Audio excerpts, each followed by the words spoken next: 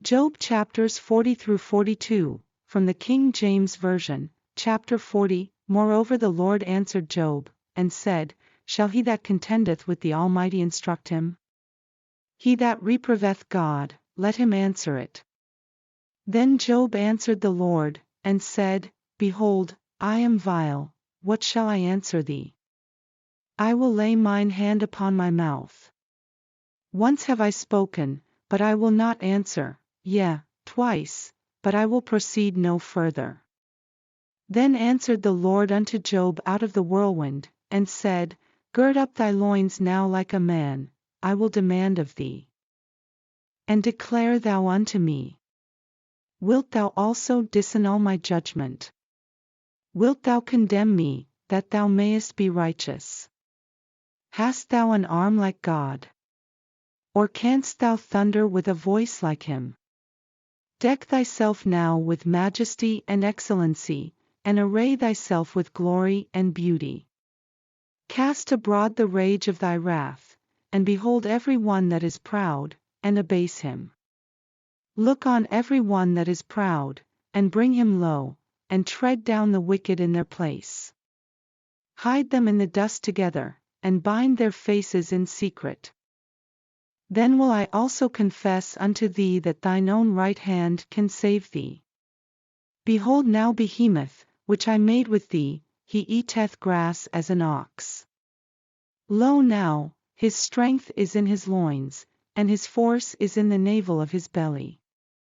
He moveth his tail like a cedar, the sinews of his stones are wrapped together. His bones are as strong pieces of brass, his bones are like bars of iron. He is the chief of the ways of God, he that made him can make his sword to approach unto him. Surely the mountains bring him forth food, where all the beasts of the field play.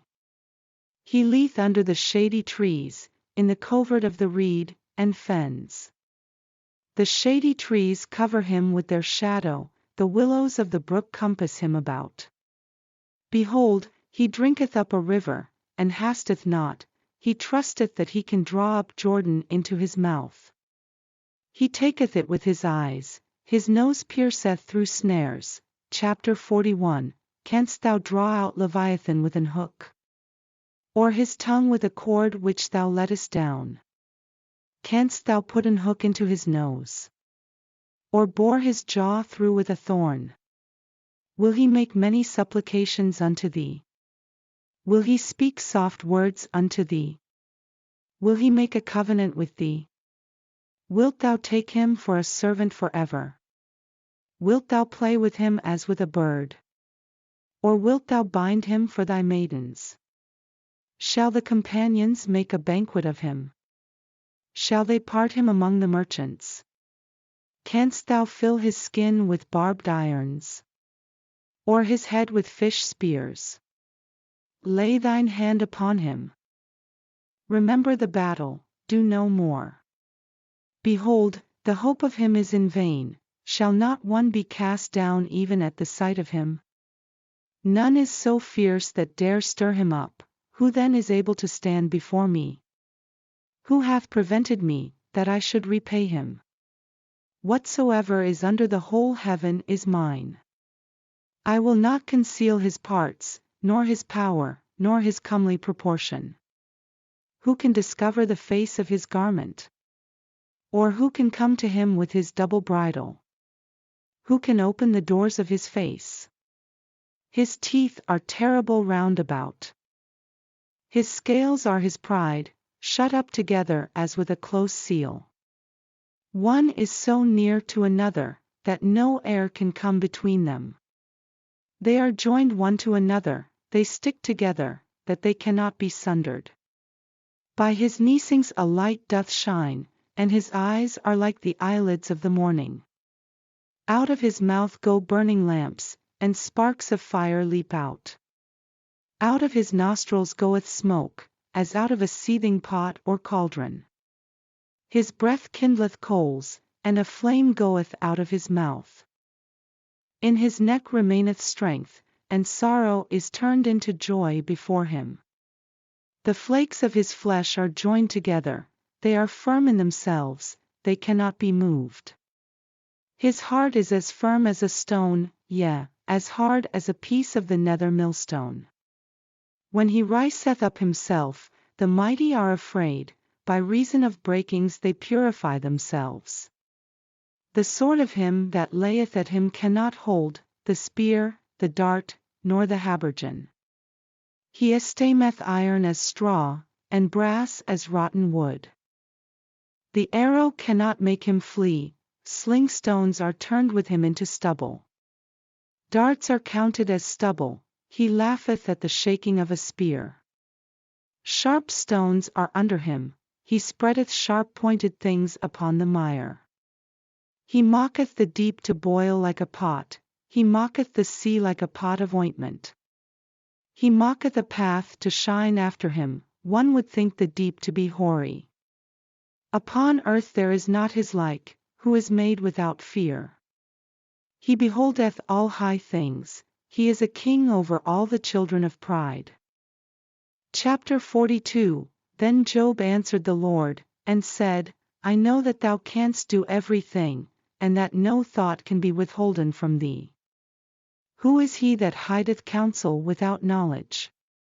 Therefore have I uttered that I understood not, things too wonderful for me, which I knew not. Hear, I beseech thee, and I will speak, I will demand of thee, and declare thou unto me. I have heard of thee by the hearing of the ear, but now mine eye seeth thee. Wherefore I abhor myself, and repent in dust and ashes.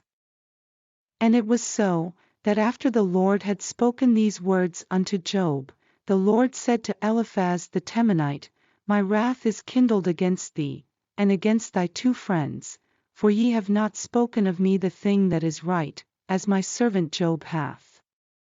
Therefore take unto you now 7 bullocks and 7 rams, and go to my servant Job, and offer up for yourselves a burnt offering, and my servant Job shall pray for you, for him will I accept, lest I deal with you after your folly, in that ye have not spoken of me the thing which is right. Like my servant Job. So Eliphaz the Temanite and Bildad the Shuhite and Zophar the Naamathite went, and did according as the Lord commanded them. The Lord also accepted Job.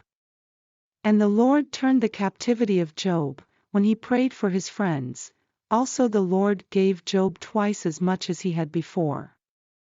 Then came there unto him all his brethren, and all his sisters, and all they that had been of his acquaintance before, and did eat bread with him in his house, and they bemoaned him, and comforted him over all the evil that the Lord had brought upon him. Every man also gave him a piece of money, and every one an earring of gold.